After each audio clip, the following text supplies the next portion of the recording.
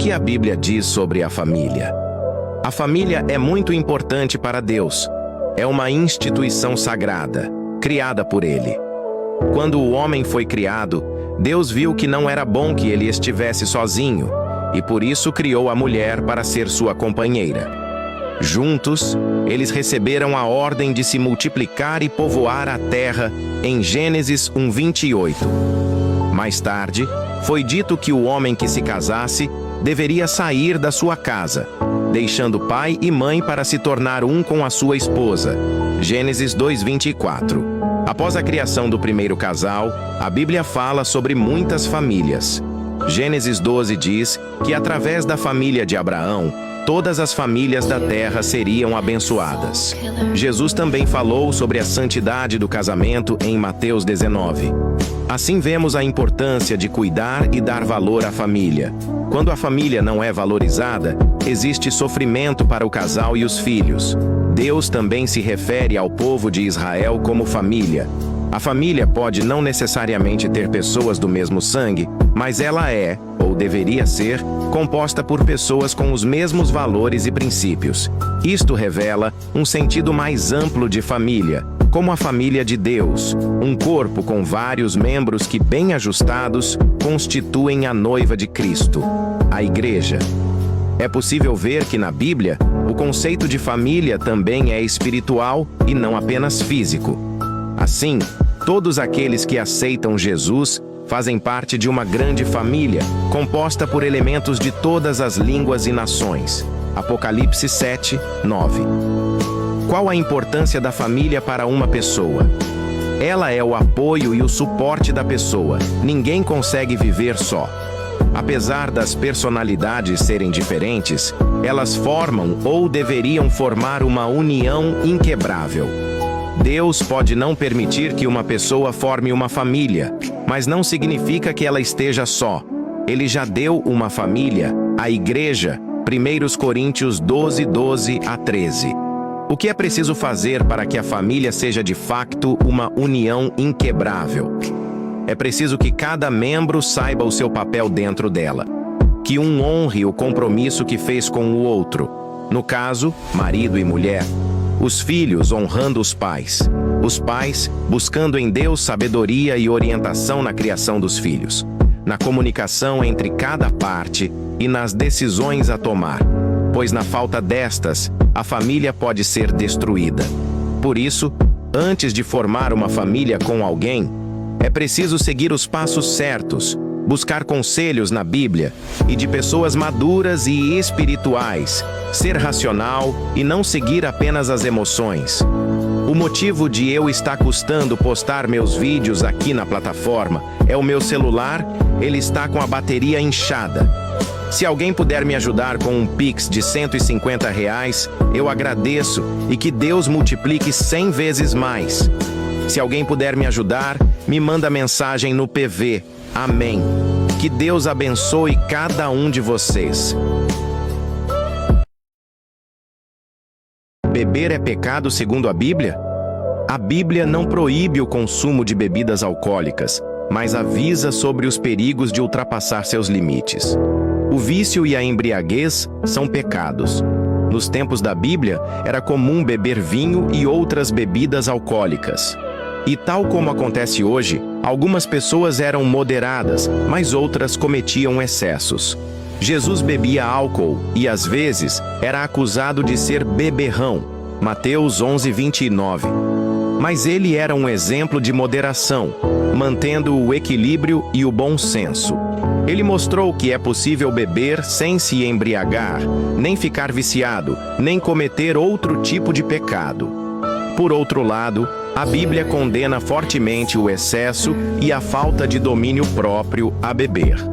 A embriaguez e o vício muitas vezes vêm de mãos dadas e trazem grandes problemas como comportamentos vergonhosos. Isaías 28:7-8. Se colocar em situações perigosas. Provérbios 23:29-30. Danos para a saúde. Provérbios 23:31-33. Acabar na ruína e na pobreza. Provérbios 21:17. Em doses pequenas e cuidadosas, bebidas alcoólicas são inofensivas e podem até ser boas para a saúde. 1 Timóteo 5:23. Mas, se não tomarmos cuidado, o álcool pode facilmente se tornar um vício perigoso que destrói nossas vidas. Cada crente deve se avaliar e decidir se beber é pecado para ele ou não. Mas também deve tomar cuidado antes de condenar a posição de outras pessoas. Como decidir se beber é pecado para mim? Como decidir se beber é pecado para mim? A Bíblia tem algumas orientações que ajudam a tomar a decisão correta quanto ao álcool. Se pergunte: consigo parar? O vício é pecado e é no mínimo inconveniente. Se você não consegue parar, procure ajuda e nunca mais se aproxime do álcool. 1 Coríntios 6:12. Consigo me controlar? Você se mantém em controle quando bebe? Ou acaba dizendo ou fazendo coisas que não devia? Escolha sempre a lucidez.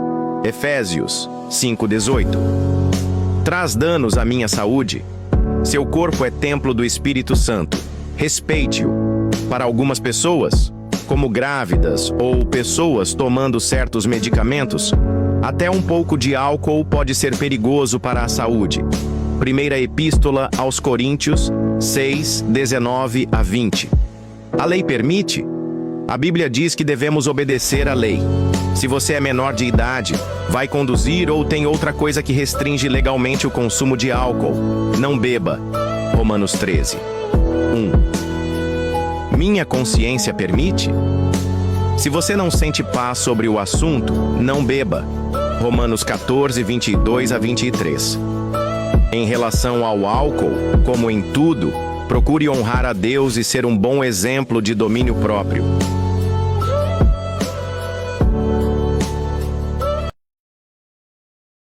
Bom dia, povo de Deus, que a paz do Senhor Jesus Cristo esteja com todos vocês. A Bíblia diz que o nosso Salvador chorou. Por que Jesus chorou? Quantas vezes Jesus chorou? Jesus chorou porque é uma pessoa. Jesus tem emoções e entende nossa tristeza. A Bíblia diz em 3 lugares que Jesus chorou. 1. Jesus chorou quando Lázaro morreu. Jesus chorou com as irmãs de Lázaro. Ele sabia que iria ressuscitar Lázaro, mas, mesmo assim, ficou comovido. Jesus chorou porque viu a tristeza das irmãs e dos amigos de Lázaro. Sua dor lhe perturbou e ele ficou comovido por essas pessoas. João 11:33-35, João 11:38. Jesus entende nossa dor e nossa tristeza. Ele não só chorou com as irmãs de Lázaro, também as confortou. Jesus não é um Deus impessoal que fica distante. Ele chora conosco e nos conforta. 2. Jesus chorou quando viu Jerusalém. Jesus chorou por Jerusalém na sua entrada triunfal, porque sabia que a cidade seria destruída. O povo não reconheceu a oportunidade que Deus lhe tinha dado quando enviou Jesus. Não se arrependeu, por isso seria punido. Lucas 19:41-42. Jesus sabia que dentro de alguns anos a cidade entraria em guerra e seria arrasada por seus inimigos. Lucas 19:43-44. A falta de arrependimento e o castigo não alegram a Deus. Tem de haver justiça, mas Deus fica triste quando tem de castigar sua criação, que tanto ama. Ezequiel 18:22. Deus enviou Jesus para levar nosso castigo, porque fica triste com nosso sofrimento. 3. Jesus chorou enquanto orava a Deus. Jesus não queria sofrer. Ele sabia que tinha de morrer na cruz para nos salvar e se submeteu à vontade de Deus, mesmo não querendo passar por tanta dor. Mas antes ele chorou diante de Deus e foi honesto sobre sua angústia. E Deus lhe deu força para fazer o que era certo e vencer. Hebreus 5:7-9. Ninguém gosta de sofrer, mas Jesus nos mostrou que podemos ser honestos com Deus sobre nosso sofrimento. Podemos chorar e mostrar nossa fraqueza a Deus, sem sentir culpa. Deus entende. Ele ouve nossas súplicas sinceras e nos ajuda na hora da dificuldade. Jesus chorou, E você também pode chorar na presença de Deus.